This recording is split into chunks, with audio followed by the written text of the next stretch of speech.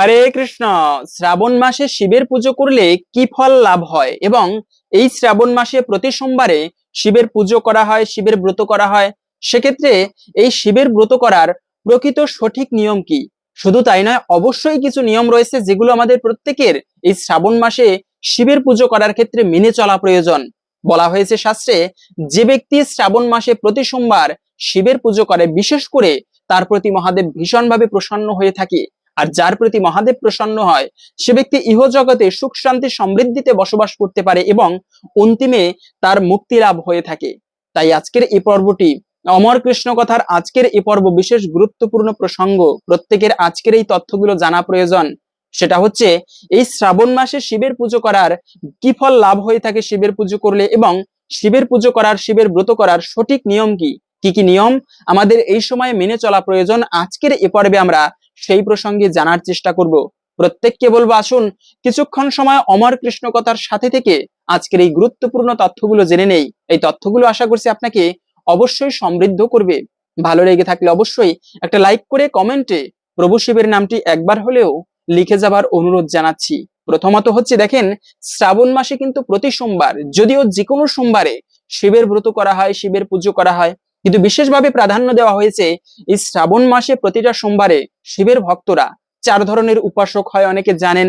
তার মধ্যে এক ধরনের উপাসক হচ্ছে যারা কেবলমাত্র ভগবান বিষ্ণুর উপাসনা করে, তারা হচ্ছে সব থেকে শ্রেষ্ঠ উপাসক, ভগবানের উপাসনা করা। কিন্তু অনেক সময় দেখা যায় ভগবানের উপাসক মানে বৈষ্ণবেরাও এই শিবের পুজো করে। কেন? শিব হচ্ছে বৈষ্ণবানাম যথা শম্ভু। সমস্ত বৈষ্ণবদের মধ্যে শ্রেষ্ঠ হচ্ছে মহাদেব বা শিব। তার পুজো করলে ইহজগতে সমৃদ্ধি লাভ হয়, সুখ শান্তিতে বসবাস হয় এবং অন্তিমে মুক্তি লাভ হয়। তাই প্রত্যেকে এই শ্রাবণ মাসে বৈষ্ণবেরাও আপনারা শিবের পুজো করতে পারেন কৃষ্ণ ভক্তি লাভের জন্য। এবং যারা কামনা বাসনা, অনেকের বিভিন্ন কামনা বাসনা থাকে, তারাও আপনারা মহাদেবের পুজো করতে পারেন। এবং যারা মহাদেবের পুজো করেন তারা তো প্রতি সোমবার শিবের পুজো করেনি। তো প্রত্যেককে বলবো, বিশেষ করে শ্রাবণ মাসে শিবের পুজো করলে মহাদেব ভীষণভাবে প্রসন্ন হয়। আমরা অনেকে জানি রাবণের কথা, ত্রিভুবন জয়ী রাবণ, যাকে অসুর পর্যন্ত, দেবতা থেকে অসুর সবাই ভয় করতো। কিন্তু সেই রাবণ প্রতি রাত্রে, গভীর রাত্রে, মানে খুবই ভোরে ভোরে স্নান করে তারপরে মহাদেবের পুজো করত, সাধনা করত। রাবণকে আমরা অসুর বলে জানি, কিন্তু রাবণের মতো এত মহাসাধক বা ভালো সাধক জগতে দ্বিতীয় বিদ্যমান খুবই কম। তাই সেজন্য বলা হয়েছে প্রতি সোমবার শ্রাবণ মাসে বিশেষ করে বিশেষভাবে শিবের পুজো করা হয়ে থাকে। দ্বিতীয়ত একটা বিষয়, এই শ্রাবণ মাস কেন এতটা গুরুত্বপূর্ণ? কেননা এই মাসেই কিন্তু মহাদেবের জন্য বিশেষ করে বলা হয়েছে। এই যে আমরা জানি অনেক সময় যে এই লীলাটা জানি, ভাই, স্বর্গে যখন মানে সমুদ্র মন্থন করা হচ্ছিল, সেই সমুদ্র থেকে অনেক কিছু বেরিয়ে আসতেছিল। মা লক্ষ্মী উঠে এসেছে, সেই সঙ্গে অলক্ষ্মী উঠে এসেছিল, সেখান থেকে অমৃত এসেছে। কিন্তু মনে রাখবে, অমৃত আসার আগেও এই সমুদ্র মন্থনের সময় দেবতা এবং অসুরের সাথে যে যুদ্ধ হয়েছিল, তারপরে যে সমুদ্র মন্থন হচ্ছিল, সেই অমৃত উঠার পূর্বে হলাহল বিষ উঠে এসেছিল। যে ভয়ানক বিষ, এক ফোঁটা বিষ যেখানে পড়েছিল, সেখানে কখনো ভালো কিছু জন্মায়নি। সেই ভয়ানক বিষ যা প্রভু শিব পান করার ফলেও, শিব যাকে বলা হয় ভগবানের একটা বিশেষ অংশ, ভগবান থেকে শিব হয়েছেন, সেই শিব সমস্ত দেবাদিদেব, সমস্ত মানে দেবতাদের ঊর্ধ্বে যিনি। দেবতাদের একদিন মৃত্যু হয়, এমনকি মা পার্বতীও দেহত্যাগ করে, কিন্তু মহাদেব কখনো দেহত্যাগ করে না। মহাদেবের কখনো মৃত্যু হয় না, তাই তাকে বলা হয়েছে অমর ব্যক্তি। মৃত্যুঞ্জয় বলা হয়েছে সেজন্য শিবের একটা নাম। সেই মহাদেব, তিনি পর্যন্ত হলাহল বিষ পান করার ফলে এতটা ভয়ানক সেই বিষ, তার কণ্ঠ পর্যন্ত নীল হয়ে গিয়েছে, এতটা ভয়ানক বিষ। কিন্তু সেই সমুদ্র মন্থন করা হচ্ছিল মূলত এই শ্রাবণ মাসেই। সেই সমুদ্র মন্থন করার ফলে হলাহল বিষ উঠে এসেছিল এবং এই শ্রাবণ মাসে মহাদেব সেই বিষ পান করেছিল। সেজন্য এই মাসটা একটা বিশেষ গুরুত্বপূর্ণ মাস, বিশেষ করে শিব পূজার জন্য। আরো একটা বিশেষ কাহিনী পাওয়া যায় শাস্ত্রে, মার্কণ্ডেয় পুরাণে। খুবই সুন্দর কাহিনী। আমরা তো মার্কণ্ডেয় ঋষির কথা অনেকে জানি, যে ব্যক্তির 16 বছর বয়সে মৃত্যু হবার কথা ছিল। কিন্তু এই ব্যক্তিটার সুন্দর একটা কাহিনী রয়েছে। যে মাসে সেই মার্কণ্ডেয় ঋষি তপস্যা করে মহাদেবের বর পেয়েছিল, সেই মাসটা কিন্তু ছিল এই শ্রাবণ মাস। যমরাজ পর্যন্ত নিতে এসেছিল তাকে, কিন্তু কেন নিতে পারেনি? কেননা তিনি মহাদেবের তপস্যা করে, মৃত্যুঞ্জয়ের তপস্যা করে। যে ব্যক্তি মৃত্যুঞ্জয়ের উপাসনা করে, সে ব্যক্তি সাক্ষাৎ যমরাজ পর্যন্ত তাকে ভয় পায়। তার সুন্দর একটা কাহিনী ছিল। একটা মুনিপুত্র ছিল এই মার্কণ্ডেয় ঋষি। প্রতিদিন বাবা সাধু সঙ্গ করত, কিন্তু মার্কণ্ডের কাহিনী জানতো বাবা। বাবা জানতো যে মার্কণ্ডেয় 16 বছর বয়সে অকাল মৃত্যু হবে তার, তাই মার্কণ্ডেয়কে বলে দিয়েছিল, পুত্র যেখানে যাবে সাধুদের চরণধূলি তুমি মস্তকে ধারণ করবে, মানে সাধুদের পদধূলি তুমি মস্তকে দিবে।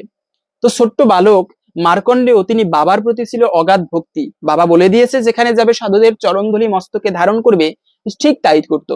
একদিন কি হলো, জীবনের চরম সৌভাগ্য, মানে সৌভাগ্যের ফলে তাদের রাস্তার পাশে ছিল তাদের বাড়ি। সেই রাস্তা দিয়ে সপ্তঋষি তারা হেঁটে যাচ্ছিল। পিছন থেকে মার্কণ্ডেয় ঋষি ডাক দিল, এই সাধুগণ দাঁড়াও, আমার বাবা বলেছে সমস্ত সাধুদের চরণধূলি মস্তকে ধারণ করতে, তো তোমরা তোমাদের চরণধূলি না দিয়ে কোথায় যাচ্ছ? সাধুরা অবাক হয়ে তাকিয়ে থাকলো, আরে ছোট্ট একটা বাচ্চার ডাক, সে চরণধূলি ধারণ করতে চায় মাথায়। এই নিঃসন্দেহে এ ব্যক্তি দিব্য বালক, সাধারণ কোনো পুরুষ নয়। সবাই অবাক হয়ে তাকিয়ে রইল। সেই মার্কণ্ডেয় ঋষি উলঙ্গ বেশে ছোট্ট বালক হেঁটে হেঁটে গিয়ে তাদের এক এক করে সবাইকে প্রণাম করে তাদের চরণধূলি মাথায় নিল, মস্তকে ধারণ করলো। আর অজান্তে সেই সপ্তঋষি আশীর্বাদ করলো, আয়ুষ্মান ভব। আবার মুখে হাত দিল, হায় ভগবান, এ কি করলাম? কেন? আমরা হচ্ছে বাক্যসিদ্ধ পুরুষ, ভূত ভবিষ্যৎ সবকিছু জানি, ত্রিকালজ্ঞ যাকে বলা হয়। তো আমরা জানি এই বালকের 16 বছর বয়সে মৃত্যু হবে, কিন্তু তাকে আবার আয়ুষ্মান ভব বলে আশীর্বাদ করলাম। আবার আমাদের বাক্যসিদ্ধ পুরুষের আশীর্বাদ কখনো মিথ্যা হয় না। সেজন্য তাহলে চলো বিধাতার কাছে, ব্রহ্মার কাছে। এর উপায় কি হবে? সবাই মিলে সেই বালক মার্কণ্ডেয়কে নিয়ে ব্রহ্মার কাছে উপস্থিত। কিন্তু মার্কণ্ডেয় বাবার কথা মতো ব্রহ্মাকে দেখা মাত্র সাষ্টাঙ্গে প্রণাম করলো। ব্রহ্মা পর্যন্ত আশীর্বাদ দিল, আয়ুষ্মান ভব। কেন? ছোট্ট বালক যদি প্রণাম করে, আশীর্বাদ তো দিতেই হয়। তাই ব্রহ্মা পর্যন্ত প্রণাম করলো সবাই। শেষ পর্যন্ত ব্রহ্মা বুদ্ধি দিয়ে দিল, দেখো তোমাকে যমরাজ 16 বছর বয়সে নিতে আসবে, কিন্তু তুমি একটা কাজ করবে, তোমাকে আমি মৃত্যুঞ্জয় মন্ত্রে দীক্ষা দিলাম। তুমি মহাদেবের উপাসনা করবে, যিনি মৃত্যুকে পর্যন্ত জয় করতে পারেন, যমরাজ পর্যন্ত যাকে ভয় পায়, সেই মহাদেবের উপাসনা করবে এবং ত্রয়াম্বক মন্ত্র জপ করবে। এখন অনেকে জানতে চাইবেন সেই মন্ত্রটা মূলত কি। সেটা অনেকেই জানেন, তারপরে অনেকে জানেন না, তাদের জন্য বলে দিচ্ছি।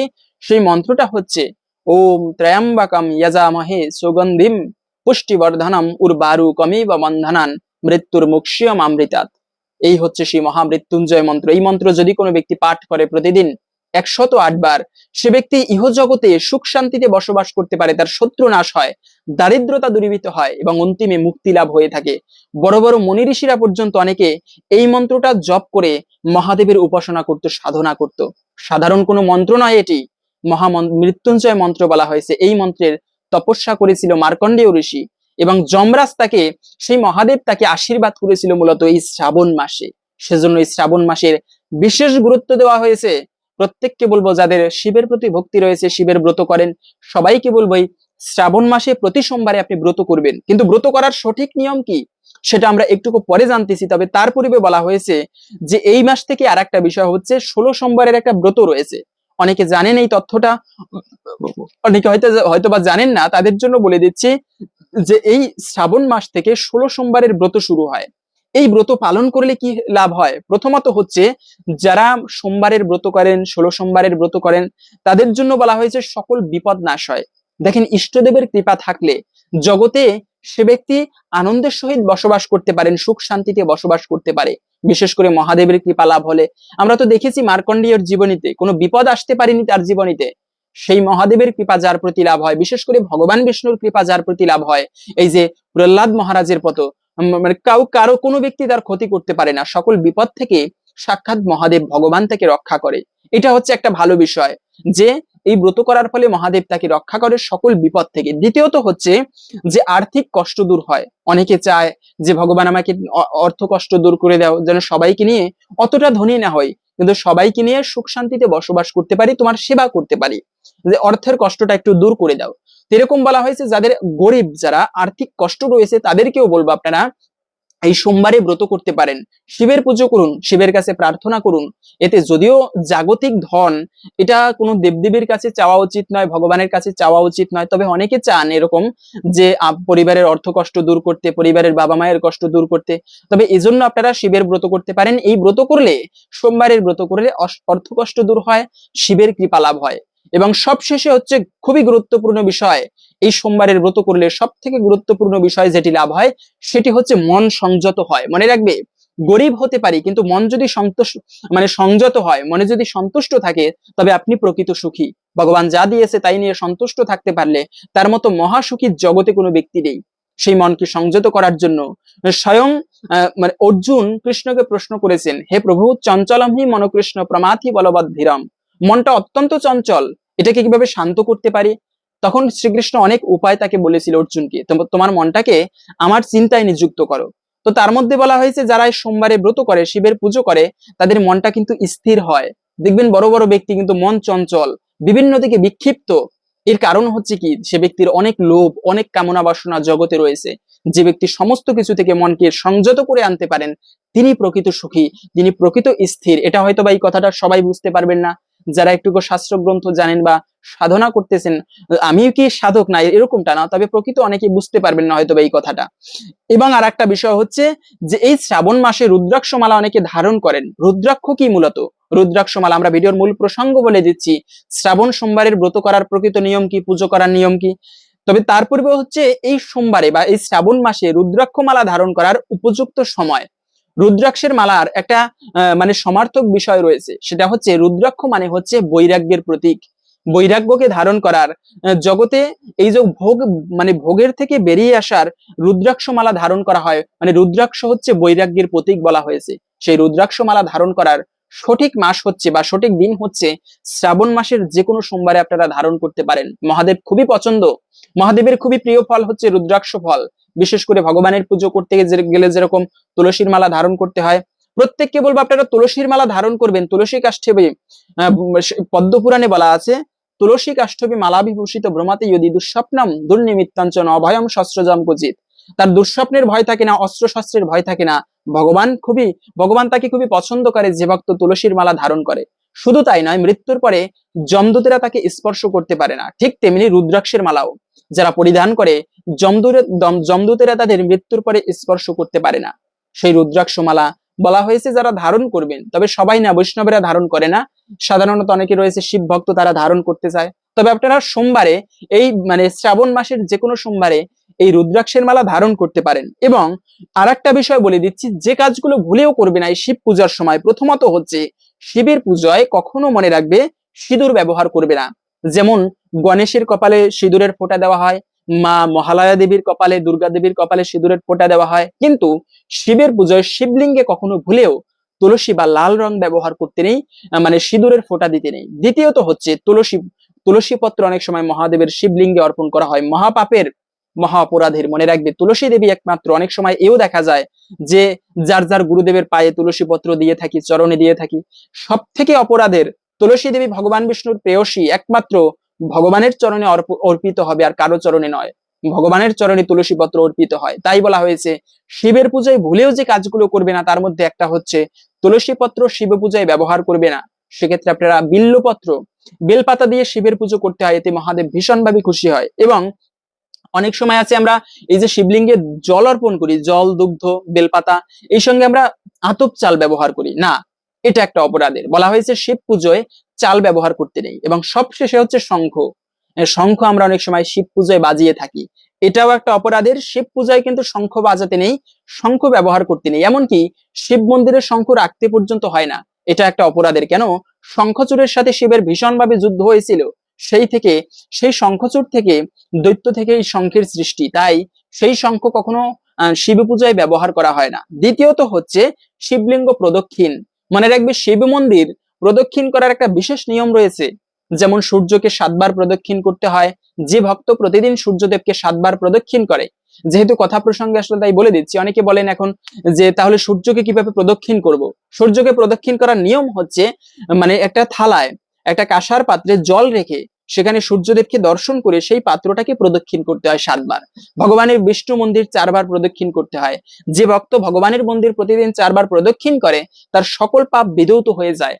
ঠিক তেমনি শিবের মন্দিরও প্রদক্ষিণ করার একটা বিশেষ নিয়ম রয়েছে, তবে সেটা হচ্ছে অর্ধবার। শিব মন্দির অর্ধেক প্রদক্ষিণ করতে হয়, একবারও সম্পূর্ণ প্রদক্ষিণ করতে হয় না, এটা একটা অপরাধের। কেন? শিব মন্দিরে যে আমরা জল অর্পণ করি শিবলিঙ্গে, সেই দুগ্ধ জল মানে নিচের একটা ড্রেন থাকে, নালা থাকে, সেখান থেকে চলে যায়। সেই নালাটাকে ডিঙানো, এটা একটা ভীষণ অপরাধের। মানে রাখবে শিবলিঙ্গের নালা বা শিব মন্দিরের, এটা কখনো ডিঙানো উচিত নয়। তাই বলা হয়েছে শিব মন্দির সবসময় অর্ধবার প্রদক্ষিণ করতে হয়, এটা বিশেষভাবে মনে রাখবেন। এবং আরেকটা বিষয় হচ্ছে যে এই যে শিব মানে বেলপত্র চয়ন করি আমরা শিব পূজায়, শিব পূজায় কিন্তু বেলপত্র অবশ্য ব্যবহার করতে হয়। সাক্ষাৎ মহাদেবের অবতার বলা হয় অনেক শাস্ত্রে এই বিল্ল বৃক্ষকে। সেই বিল্ল বৃক্ষের বেলপাতা এটা মহাদেবের ভীষণ প্রিয়, কিন্তু সেই বেলপত্র ভুলেও কখনো সোমবারে চয়ন করা উচিত নয়। তাহলে অনেকে বলতে পারেন, তাহলে কি বেলপত্র দিব না সোমবারে পুজোয়? হ্যাঁ, অবশ্যই ব্যবহার করবেন, কিন্তু সেটা আগের দিনে আপনারা চয়ন করে রাখবেন সেই বেলপাতা। কিন্তু কখনো ভুলেও সোমবারে বেলপাতা চয়ন করা উচিত নয়, এটা বিশেষভাবে মনে রাখবেন। এবং বলা হয়েছে অবশ্যই মৃত্যুঞ্জয় মন্ত্র জপ করবেন, মহামৃত্যুঞ্জয় মন্ত্র, যাতে প্রথমেই বলে দিয়েছি এই মন্ত্রটা আপনারা কোথায় পাবেন। অনেকে বলতে পারেন এটা তো লিখে দেননি, আমি বলে দিচ্ছি, আপনারা যেরকম ইউটিউবে এসে সার্চ করেন ঠিক তেমনি গুগলে গিয়ে সার্চ করবেন মহামৃত্যুঞ্জয় মন্ত্র। এটা সার্চ করলেই প্রথমেই এই মন্ত্রটা এসে পড়বে, মহামৃত্যুঞ্জয় মন্ত্র মহাদেবের। এটা সার্চ করলেই আপনারা প্রথমে পেয়ে যাবেন। সেই মন্ত্রটা দেখে আপনারা মুখস্থ করে নিতে পারেন অথবা নোট করে রাখতে পারেন। এবং বলা হয়েছে ব্রত করার সঠিক নিয়ম কি, বা শিবের পুজো করার সঠিক নিয়ম কি মনে রাখবে। যারা যারা আপনারা শিবের ব্রত করবেন, শিবের পুজো করবেন, প্রথমত হচ্ছে অবশ্যই আগের দিনে নিরামিষ খাবার গ্রহণ করবেন।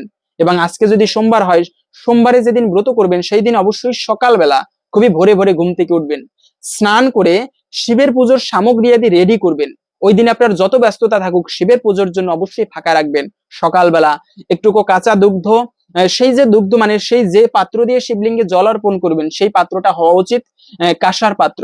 সেই পাত্রে আপনারা কাঁচা দুগ্ধ, জল, বেলপাতা, তারপরে হচ্ছে দুর্বাদি রেখে সেগুলো শিবলিঙ্গে অর্পণ করবেন। এবং অর্পণ করার সময় প্রভু শিবকে প্রণাম করবেন। ওই দিন আপনারা এই মৃত্যুঞ্জয় মন্ত্র জপ করবেন, সারাদিনটি ভালোভাবে কাটাবেন। এবং পুজো শেষ করার হওয়ার আগে পর্যন্ত কোনো কিছু গ্রহণ করবেন না। ওই দিন ব্রত করবেন, সারাদিনটি শিবের কথা ভক্ত সঙ্গে কাটাবেন।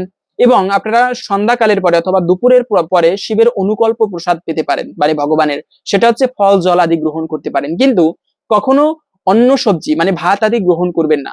এরপরে পরের দিনে গিয়ে আপনারা পঞ্চরবি শস্য কখনো এই সোমবারে গ্রহণ করবেন না যারা ব্রত করবেন। এবং পরের দিনে গিয়ে পালন করতে হয় সোমবারের পরে মঙ্গলবারের সকালবেলা ভগবানের প্রসাদ দিয়ে, শিবের প্রসাদ দিয়ে পালন করতে হয়। এভাবে মূলত এই সোমবারে ব্রত করতে হয় এবং শিবের পুজো করতে হয়। তবে মনে রাখবে কখনো ভুলেও স্নান না করে অপবিত্র কাপড়ে, বিশেষ করে আপনারা অনেক সময় প্যান্ট পরে, আমরা বর্তমানে যুগের ট্রেন্ডিং একটা হচ্ছে প্যান্ট পরি, বৈদিক যুগে হচ্ছে ধুতি পরা হতো। মায়েরা আপনারা সুন্দর কাঁচা কাপড়, ধোয়া কাপড় পরে তারপরে পুজো দিবেন। পুরুষেরা হচ্ছে আপনারা অবশ্যই ধুতি পরে, পাঞ্জাবি পরে অথবা উত্তরীয় বস্ত্র পরিধান করে তারপরে পুজো দিবেন। পুজো করা কিন্তু বিশেষভাবে গুরুত্ব দেওয়া হয়েছে, কিন্তু সেটা কখনো প্যান্ট শার্ট পরে করা উচিত নয়। অবশ্যই আমাদের ধুতি পরে শুদ্ধ বস্ত্রে স্নান করে তারপরে শিবের পুজো করা উচিত। এভাবে আমাদের প্রত্যেকের শিবের পুজো করা উচিত, প্রভু শিবকে ভক্তি করা উচিত, এতে একটুকু হলেও শিবের কৃপা লাভ হয়। হরে কৃষ্ণ। আশা করছি অমর কৃষ্ণ কথার আজকের এই পর্বটি জেনে আপনি একটুকু হলেও সমৃদ্ধ হয়েছেন। ভালো লেগে থাকলে অবশ্যই একটা লাইক করে যাবেন এবং কমেন্টে প্রভু শিবের নামটি একবার হলেও লিখে যাবার অনুরোধ জানাচ্ছি। ভগবান প্রভু শিবের কৃপায় সকলের জীবনে মঙ্গল হোক এই কামনা করে আজকের অমর কৃষ্ণ কথার আজকের এ পর্বটি সমাপ্ত করছি। হরে কৃষ্ণ।